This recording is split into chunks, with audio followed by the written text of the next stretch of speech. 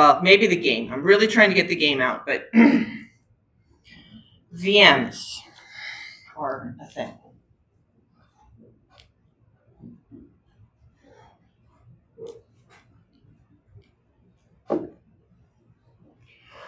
All right, so we talked about access control before.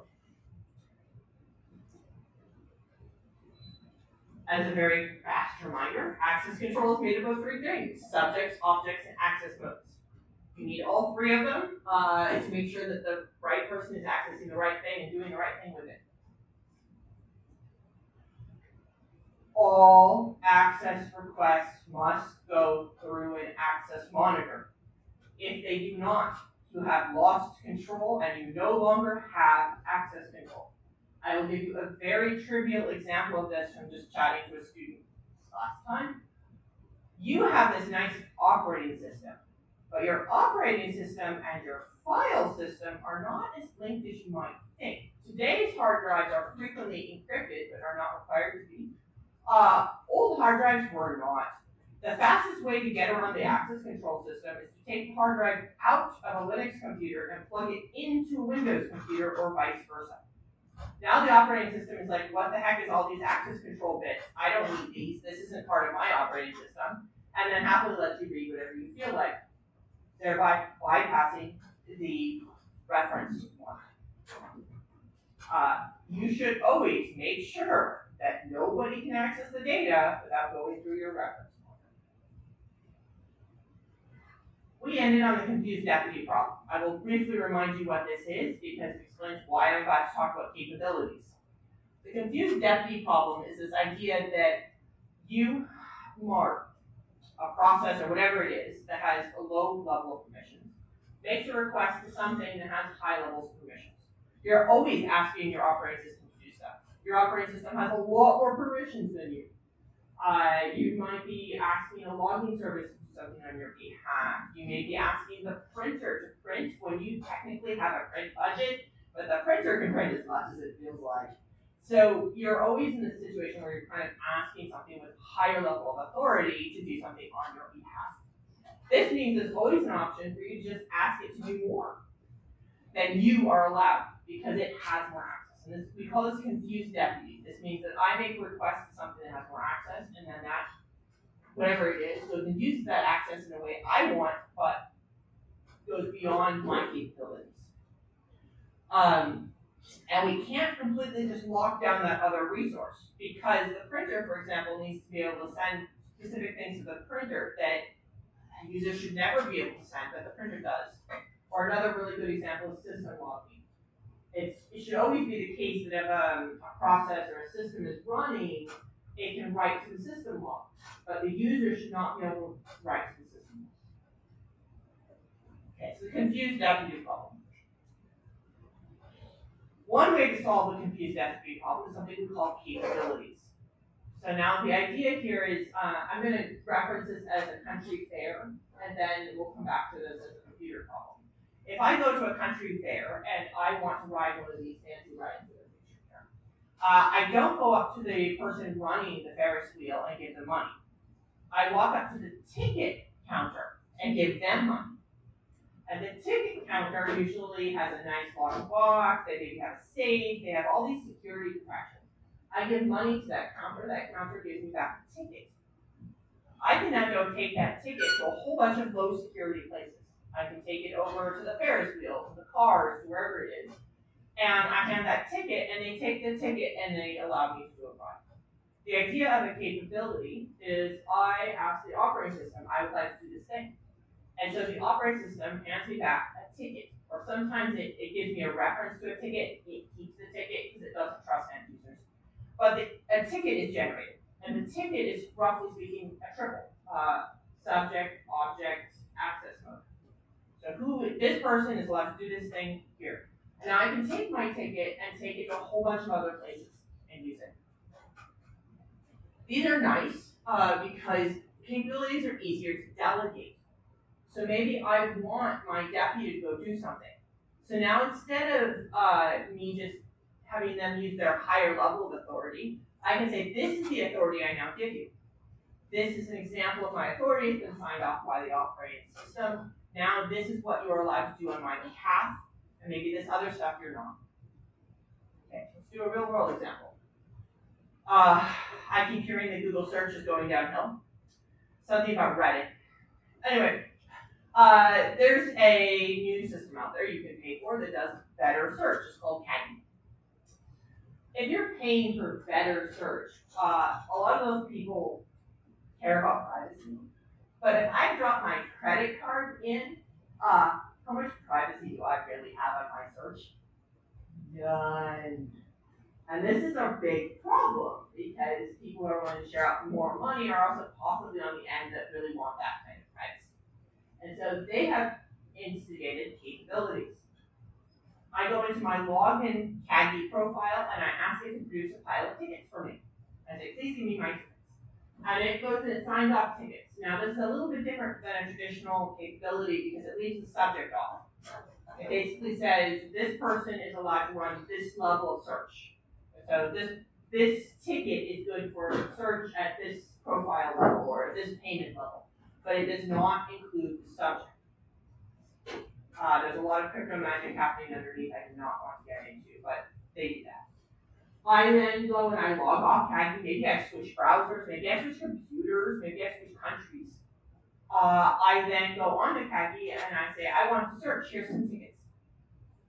Kaggle now allows me to do that search without tying it to my name. This is a simple real-world example of the usage of a capability in a way that's delegatable. It's not traceable necessarily to that original subject, but we're still ensuring that that person who paid for something is getting the service that they paid for and not more service, not more access, and not more capability.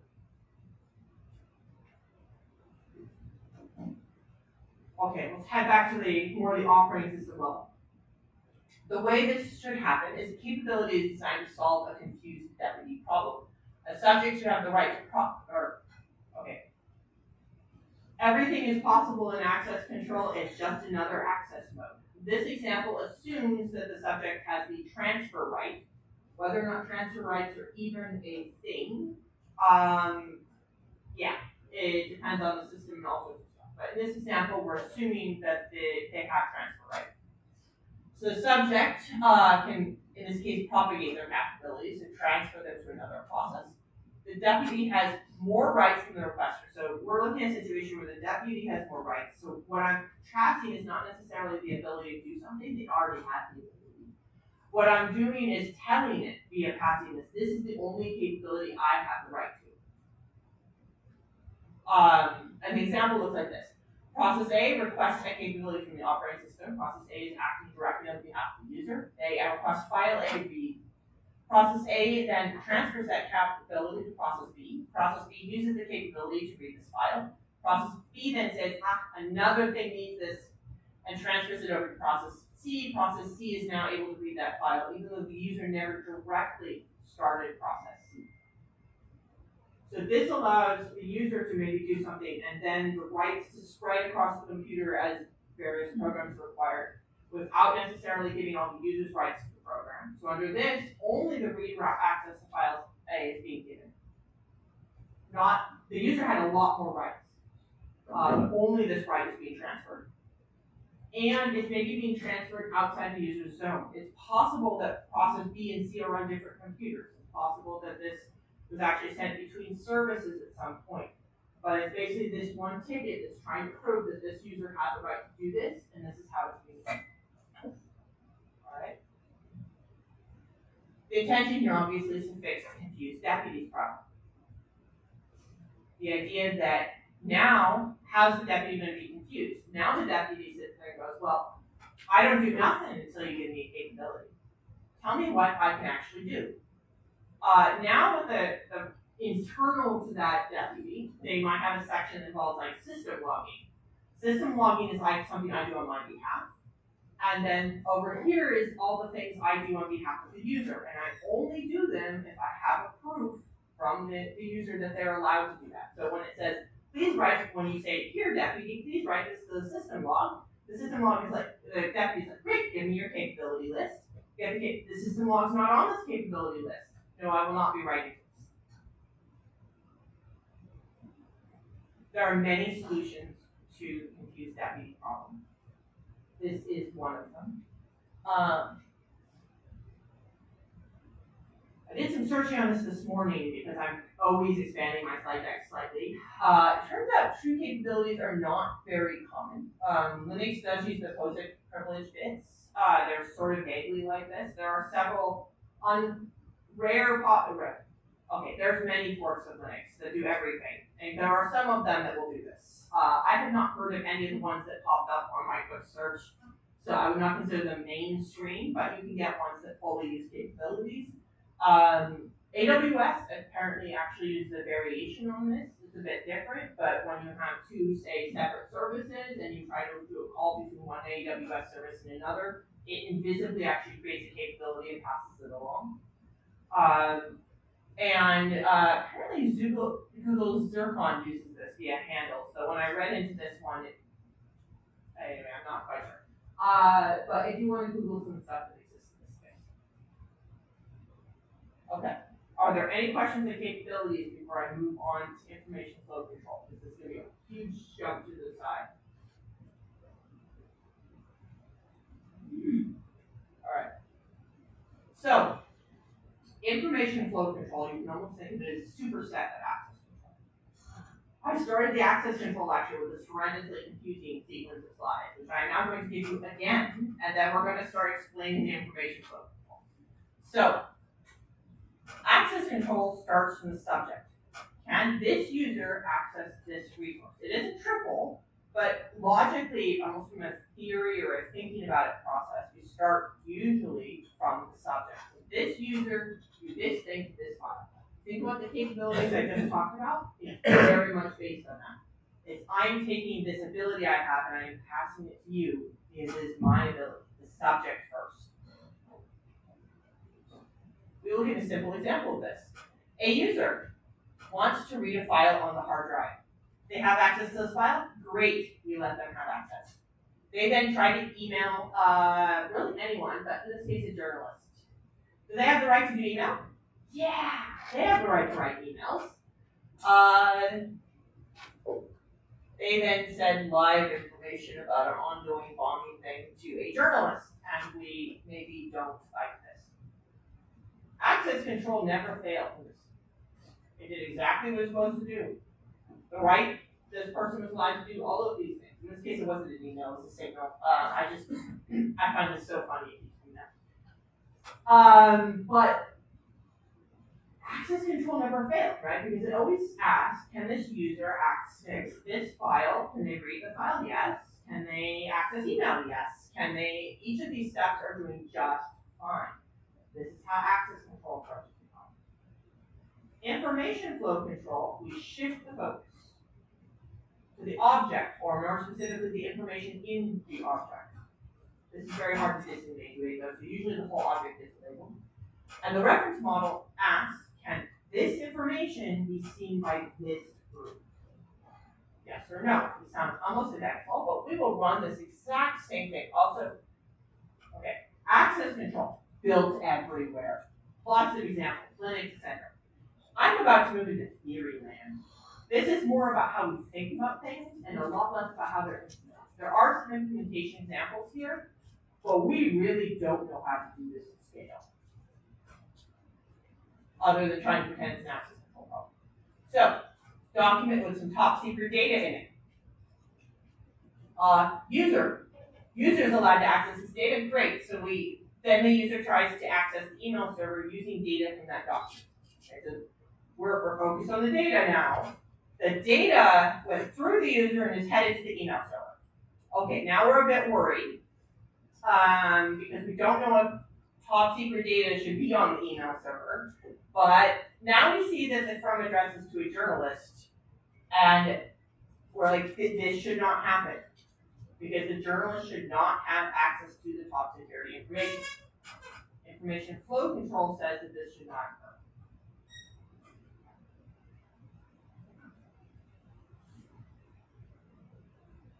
These are two different ways of thinking about the problem. Access control is a very security systems mindset. User access thing.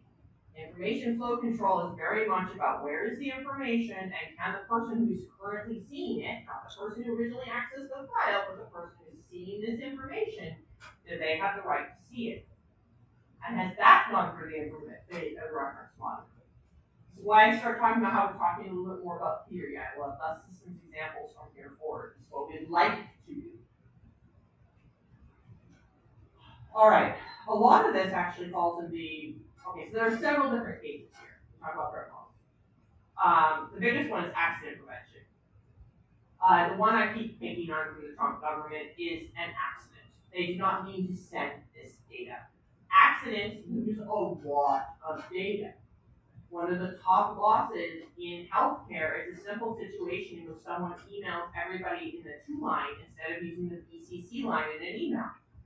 I'm so sorry, your test results came back, huge batch of people have all had this test. It now falls into this range, and then or we have a new program to support people who have insert disease. We're emailing to tell you about it, and they put everybody in the to line instead of the BCC line. This is an accident, but it leaks a lot of data. So these are meant to send file A confidential, but instead send file B highly restricted. The user thought the document was confidential, but actually it contains some personal information, which is restricted. The goal in information flow control is to really say, well, what data is in there? And how do I not have these accidents happen? We're also concerned by insider attack. So the user intentionally tries to send high security documents to a low security external location. Classic example. I tried to print the doctor's records out to the printer that is sitting in the waiting room. Simple example. I tried to take a high confidentiality document and send it onto the USB drive. Lots of situations like this. The user intentionally tries to overwrite something. How much money should I get every month? It'd be nice if right before payday, I just change that number in the spreadsheet. I don't need to see the spreadsheet, I just want the number to change. Or maybe we're about to go through a round of layoffs, and I happen to know where the file is that says who's about to be laid off. And even if I don't know the structure of that file, if I could just zero bit it, just turn it empty, man, everybody would here be hired for the next week at least while we're trying to sort all that out.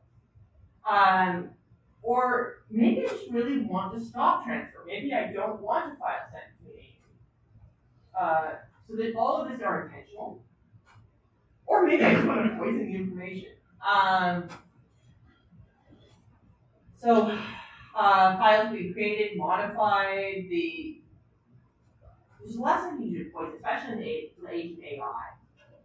You're starting to see this behavior from kids, basically, in which they all create fake websites together, and if you get enough of them, the AI assumes it's true, and you poison it.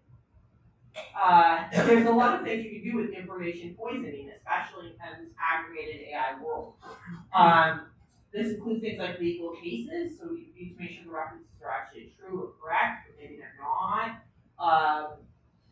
Really thinking not just writing and leaking data, but also where you get data from.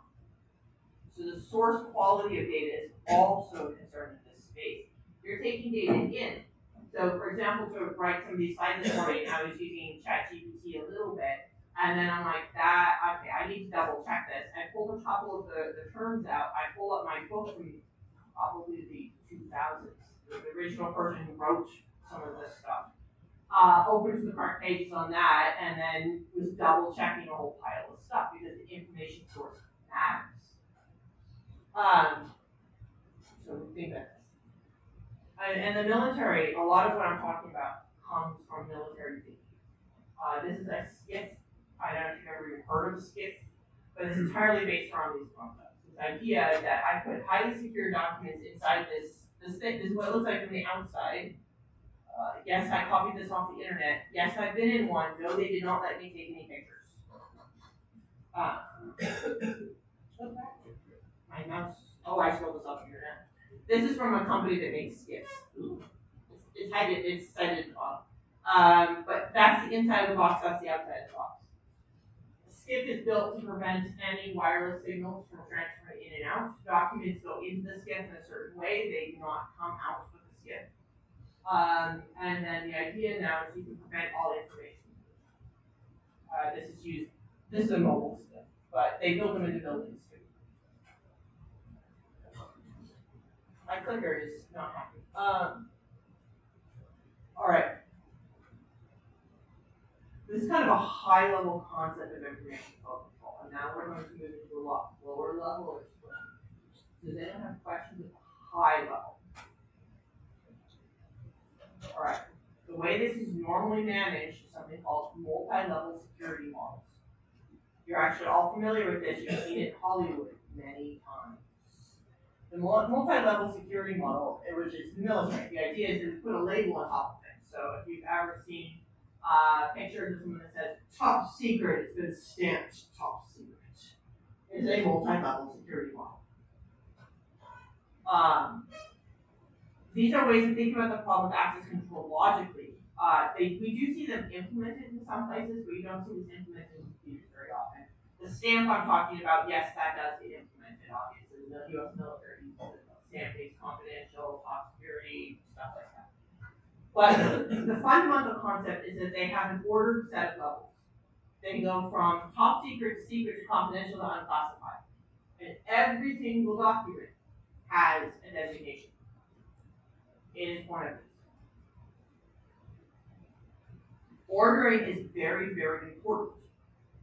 You're going to start hearing me use a lot of words like up and down. By up, I mean you're moving up in security level. Top secret being at the top, unclassified being at the bottom. Ordering matters a lot in this. Mostly because I usually get a battery of questions after this about how I implement all of this. Don't.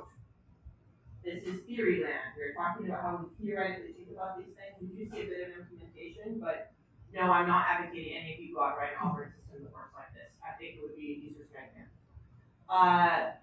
We're going to be talking about two theoretical models. One's called Bell-LaPalma, and the other one's called EVA.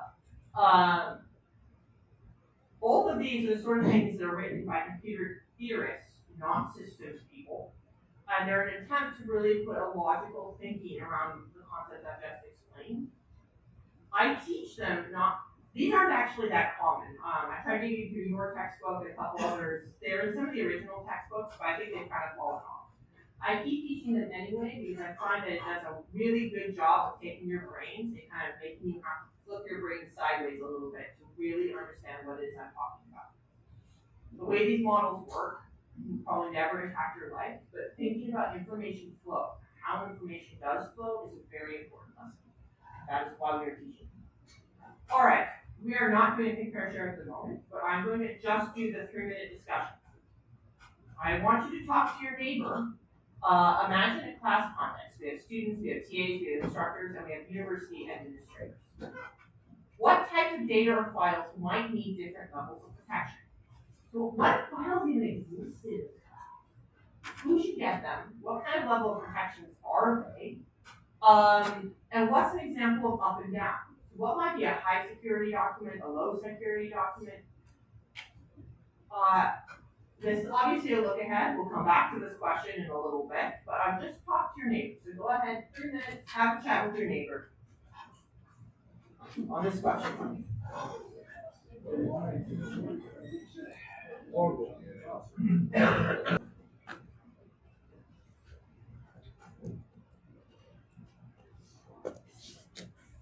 Also having one of these, where did I put there? All right, so we're going to go and start talking about the first one, Bell-LaPalma. For this, I'm going to use it. Go ahead. Thank you. I sound loud to myself regardless. All right, for this, we are going to be using a running example of only a 3-level system. So we have admins, managers, and users. I'm not talking about classes specific here, we're kind of just being general. So the Bell-LaPalma model goes and this is written by theorists who are trying to abstract away the complexities of the world. There's only 2 major concepts here. The first one is called the simple security condition. Subject S can read an object O only if the level of O is less than the level of S. This can be translated as no read up. Less than or equal to. Then there's the star property. The star property says the subject S can write to an object O only if the level of S is less than the level of O. Right here. Yeah, I stared at that for half a second. It's always right. Did I do that right? So write to an object. Here's the level of the subject. Level of the object is less in simplicity.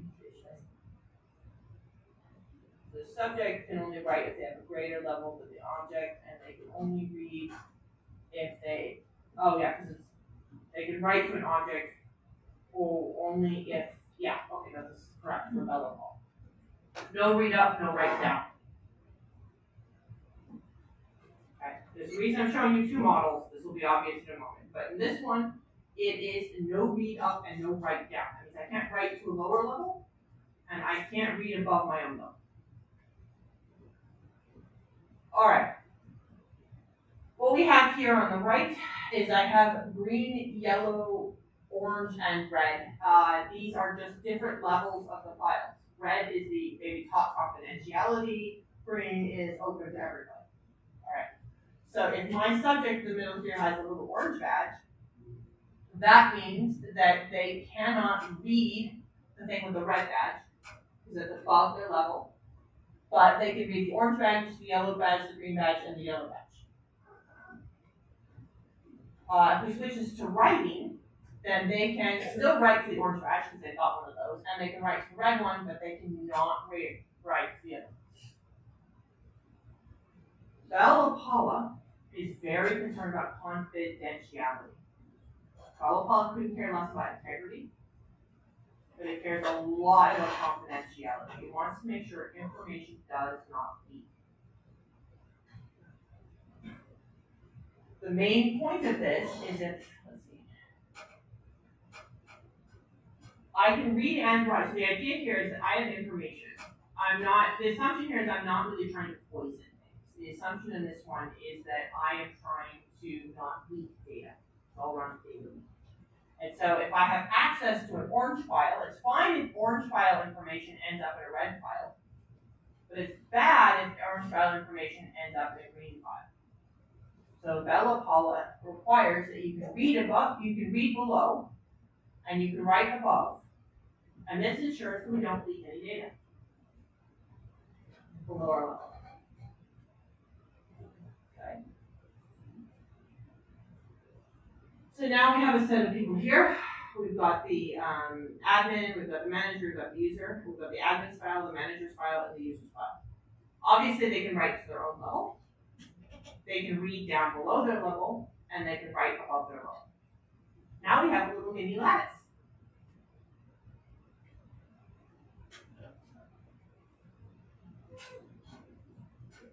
All right, let's head back to our main concept. So we kind of already thought about the different files. Now, do we need a minute to think to ourselves, or I kind of already warmed you up on this? All right, we may try jumping to discussion, and I will discover if that's a bad idea or not. The question here now is what the file types we talked about. What's an example of our different user sets needing to write up or read down? What does that look like in this context? So go ahead and have a chat with your neighbor about how this no read up, no write down would work for a classroom situation. So go ahead and have a chat. This time I will actually be wandering around. No read up. No write down. No write down. I'll write down.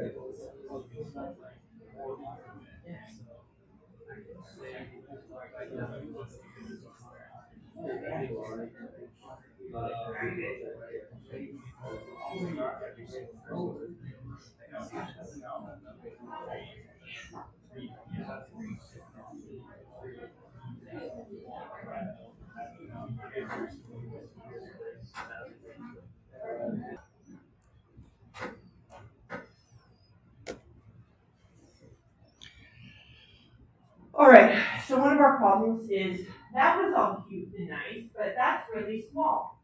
We gave the assignment a moment ago. I mentioned TAs, that you might have someone who's at the TA level, but one TA is on assignment 1 and one TA is on assignment 2.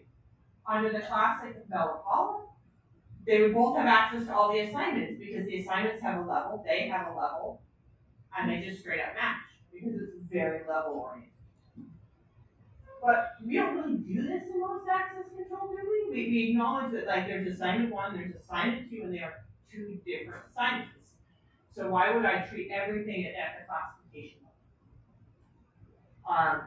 All right, so we thought about this, and we created something called a security lattice. A lattice is a set L equipped with particular ordering, such that every two elements, A and B, as their element of L, have at least an upper bound A B and a greater lower bound A joined B. Sorry, A union B, A fine lattice must have the top and bottom elements. Basically, we're saying we're going to create a whole. I have a picture of this in a minute, but you're going to create a whole structure. It is very important that your structure is ordered. All aspects of it must be ordered because this is the whole point of multi-level security.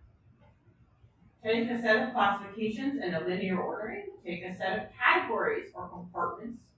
In this example, I'm talking about compartment would be basically the assignment. And security levels are pairs. So we take the classifications H, which I believe H refers to effectively people. So admin paired with assignment 1, where H is HSCC, and we take this ordering. And we basically say, well, if we have a top classified person on this project and a low classified person on this other project, then those should order. And you get a lattice. We're going to go build a lattice because some people do this via theory and some people do it via visual. So we have these three classifications, H on the left, admin, manager, and user. And we have two categories, the Hippo project and the Walrus project. These are just two different projects. But now what we have here is we've got our users down at the bottom. These are just normal users. They have the lowest security clearance. So a user with access to neither project is at the bottom. A user with access to just the Walrus project is one up, and the user with access to the Hippo project is one up. And then a user with access to both is one above those. Keep in mind, strict ordering, multi-level security.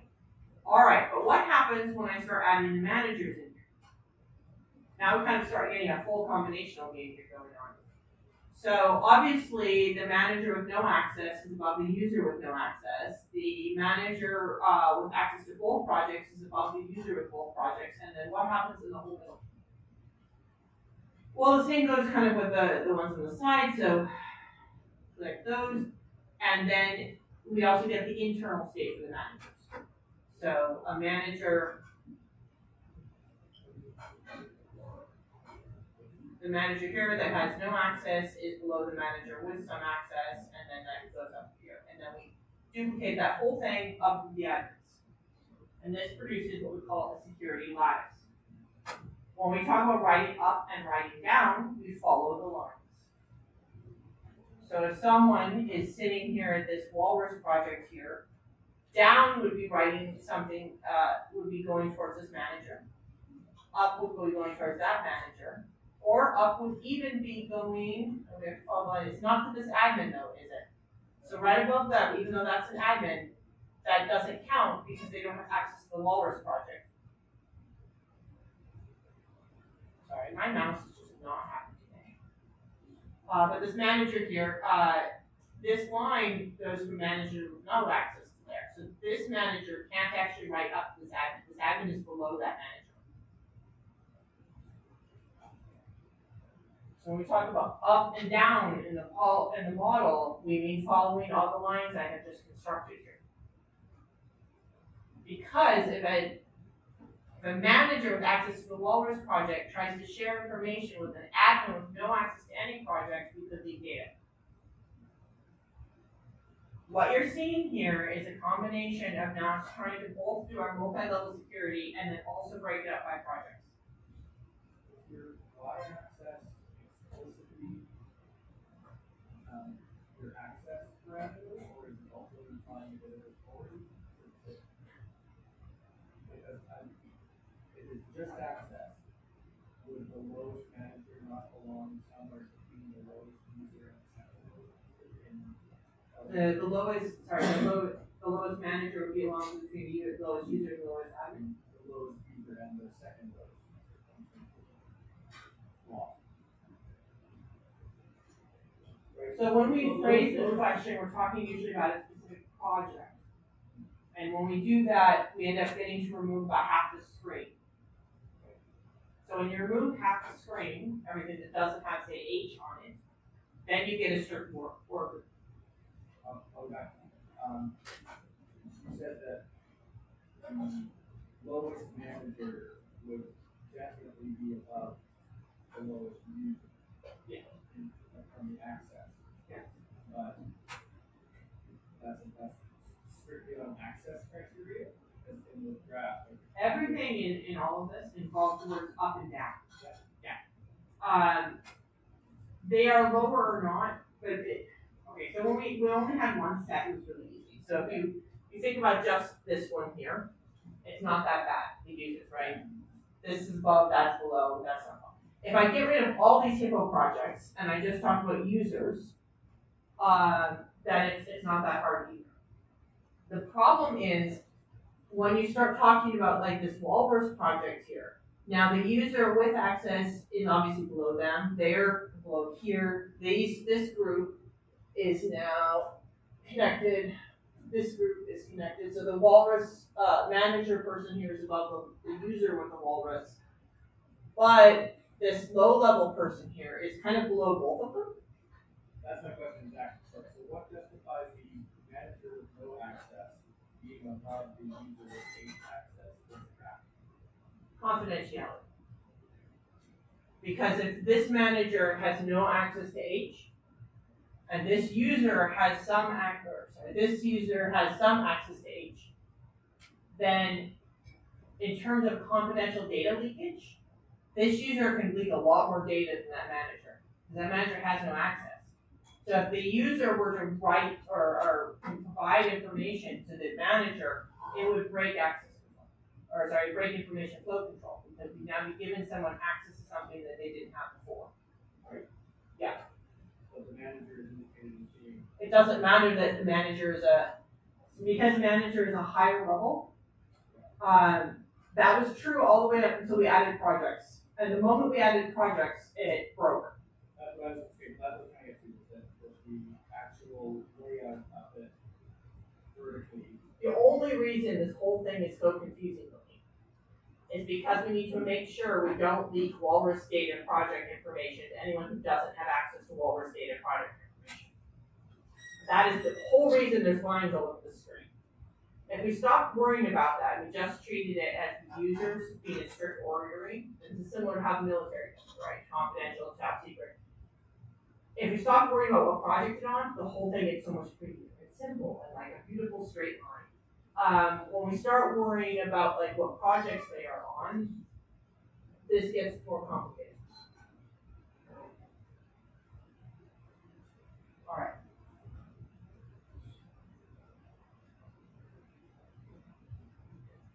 Okay, I don't have anything extra to say other than I'm just putting the data next to the other data. This is kind of your question. This is us enforcing this property throughout. And this is why we start dealing with this theory, these levels. Because you're basically always asking only if the level of S is less than or equal to the level of O. And those lines are helping you figure that out. Okay. We're about to kind of head sideways, because we have been talking about confidentiality. Developer could not care less than integrity is not their concern. This is how you ensure confidentiality. All right, any questions? I'm about to set aside this. All right, BIBA. The BIBA model says stuff confidentiality. Who cares about confidentiality? We care about integrity.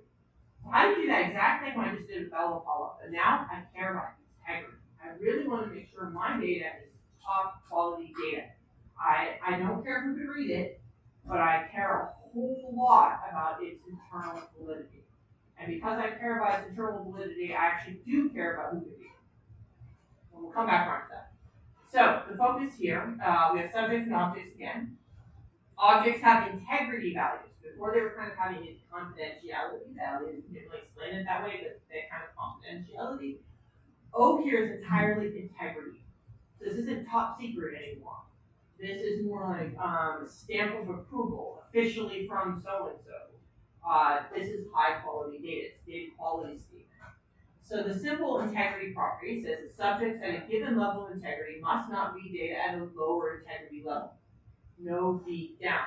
That means if my subject is at high quality, I cannot read something that is a low quality document. So we do have reading restrictions here. They're just not based on confidentiality. Star integrity property, the subject at a given level of integrity must not write to data at must not write to a higher data of integrity. So if I am at somewhat integral, and then I try to write a high integrity document, that's blocked. And then we have the invocation property. The process from below cannot request higher access, only with subjects at equal or lower levels. Okay, give me a moment. I'll bring that one back in. This one always. Okay, let's back on this image. So when we're talking about read here, our little person is still got their orange badge. They can read orange things and red things and not yellow and green things. They're not allowed to read below their current level. When we're talking about writing though, they can write below their current level. Because we don't care about it. We're good if high integrity data goes to a low integrity source. That's not a really good source. We have no big problem if low integrity data goes to a high integrity source. No read down, no write up.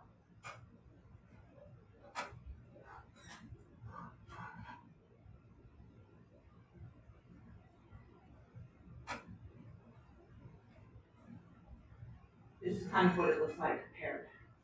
All right, we're back to our thing pair share. Back to these same file sets again. All right. How did things change? If we talk about the documents from this class, and I do encourage you to think about a little bit about that accessibility component that we kind of talked about earlier. You might think that's just confidentiality, but it kind of sits here too. How did this class fall under BIBA? How do the files here fall under BIBA? What are cases where I might want to be reading up but not reading down? And the same thing with writing. Why would I want to write down but not write up? All right, go ahead and think, and you're thinking about students, TAs, instructors, and university admins. Go ahead and talk to your neighbors again. I'm trying to remember where it goes.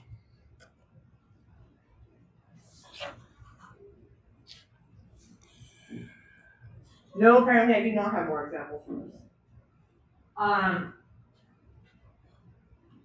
The key to understanding these two differences, though, is really think confidentiality and integrity. This is a useful space in which you have to suddenly start applying that definition I taught you on day one. They make sense if you think about security. Security has 3 pillars, but under our threat modeling, sometimes I value one pillar over another. These apply in cases where, for the Bella Paula, I value confidentiality. And I don't care about the integrity so much. With BIBA, I care about integrity. I don't care about the confidentiality. This is an attack model decision.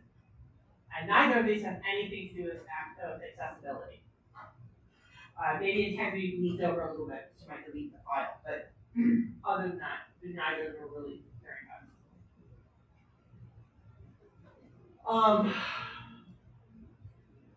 It kind of started here actually with the news article. I don't talk about this that much in this class, but it is important just to note. All of these assume everyone's going through the reference monitor. All of these assume that the system is in control. But there's a lot of situations in which you can kind of leave data out to the side. The pizza example is the best one I have from the Pentagon. How many pizzas have been ordered from Pentagon tonight, right? Where does that fit in either of these models? Well, nowhere, because it's not talking about leaking information in any of the documents. It's not talking about writing the information in any of the documents. A covert channel is usually using a method that's kind of outside that space to learn information about the inside. Polymarkets is another good example of this. And so there's a lot of cases where you can use less access to gain more knowledge using contextual data. For example, imagine an employee, they want to know if they'll be fired after a review. They can't read the manager's files, but they can see if a file name exists. So they list the files on their manager's directory. You can see Alice Performance Report.txt file, and they learn the answer without being able to see the inside of the file. I'm not going to spend a lot of time on this, but my point is that, again, there's many forms of access codes. It's not always the inside of the files we care about. And sometimes even ordering pizza can leak data, which makes it really, really, really hard to model this, even from the perspective of a theorist that is ignoring most real security problems. Okay, this is the end of Bella Paula. We have 8 minutes, and I think I can do cookies, at least the basics of cookies in 8 minutes, because they are on the assignment in the spot test. All right, we are not shooting way the heck sideways. You've probably heard cookies. How many people here feel like they could define a cookie, or let's change it. How many people here have edited the content of a cookie? Really? I have like 3 hands up. What have you guys been doing this? Yeah, there's a whole activity on this. Make sure you go edit the content of the cookie.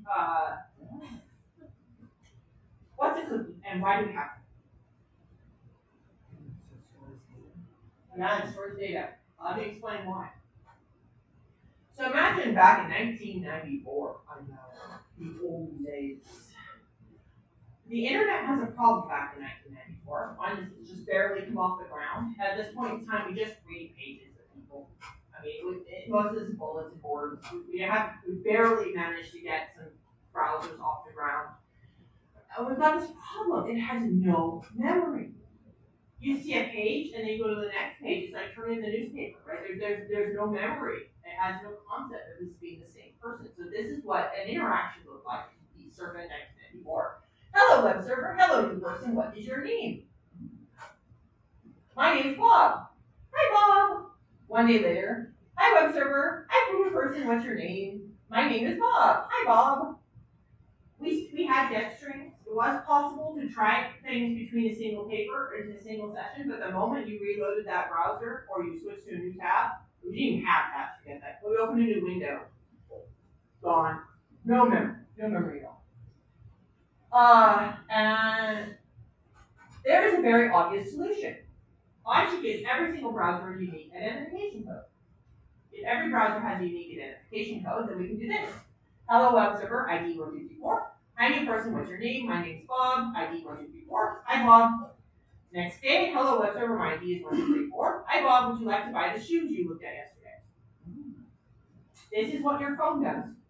And I include Apple prices. But here's the problem. We have a huge privacy issue. What if the second server bought some data from that first server? And so you say, hello, web server 2, my ID is 1234. Hi, Bob, your ID is known for liking shoes. This is what your apps do on your phone. But back in 1994, we thought this was bad because it would be really bad for consumer privacy. So instead, Netscape, now known as Mozilla, implemented cookies. Cookies are small text strings the server can ask the browser to remember and then get back later. So the idea is that you write a really short text string, you give it to the client remembers that text string and hands it back again. So are there like different types of cookies? Okay, so There's been a lot of change in the last 2 years, so I'm gonna ignore the last 2 years for a moment in my answer because I don't have time. No, all cookies are the same. This is kind of one of those things where you're giving meaning to something as a human, but the technology has no concept of it. The only thing that makes cookies different is their time to live. So all cookies is set with how long that cookie should survive for, and usually the tracking cookies and such like that just have long times to live, and the other ones do not. But that is a very rough time. I will come back to this when we hit web programming. But under this situation, what happens is you say, hello web server, hi new person, what's your name? My name's Bob. Please set a cookie with Bob as the string. 1 day later, hello web server, cookie Bob. Hi Bob, would you like to buy the new shoes next? Yes, you saw yesterday. So now we can still get that memory we wanted. But when we talk to web server 2, hi new user, what's your name? Because that cookie is only sent to the server that set it. So if web server 1 says, here, store this cookie for me, your browser only gives that cookie back to web server 1. All right? On the left, this is how most phones function. There's been, again, a lot of churn recently, but bluntly speaking, they have advertising IDs that do this. And that is how your browser does it. Your browser does it via cookies. As I mentioned, again, there's been a lot of churn on this in the last couple of years. That makes it a bit more complicated, but this is still the underlying way it works on most web browsers. Apparently I threw the animation in there. Okay, the guys that invented cookies got asked, well, what about third-party tracking? Because you can have a web page and you can put a little mini web page inside the big web page, and then it's possible to put a mini web page here and a mini web page there. I will explain this in much more depth when we hit web tracking, we'll hit web programming. But the idea is that a third party could track you across the internet. We'll call them an advertisement, for example. So if an advertising is advertising on website A and they advertise on website B, on website A they said please send cookies, on website B they're like, oh, thank you for giving me that cookie then. And it's possible to track you. This is the reasoning that was given circa 1994. Their view is that cookies are visible to users in theory. You can pull up a full list of cookies on your browser. Totally possible to do. This makes it physically impossible for a third party to track you without you being able to track them. If we use a unique identification code, it is possible for a third party to track you without you tracking them. Because in cookies, they must put a cookie on your browser where you can see it, and then they must request the cookie number back. I actually really like cookies as a privacy professional. I think they're a beautiful example of an engineer thinking about privacy from an engineer's perspective as opposed to everything is complicated, everyone is unique. But this is an effort to really put control and visibility onto the client in a way that, say, a journalist, a security researcher, or someone who cares can actually see who is tracking them. This is what cookies look like. If you go do the cookie activity that is listed, there's a set of cookie activity on the website, you get to go through and set a cookie. You get to go change the cookie, you get to go fiddle with some other people's cookies, and generally learn to break stuff in a legal way. All right, and I am out of time. So thank you very much, and I will see everyone on Space Friday, Monday.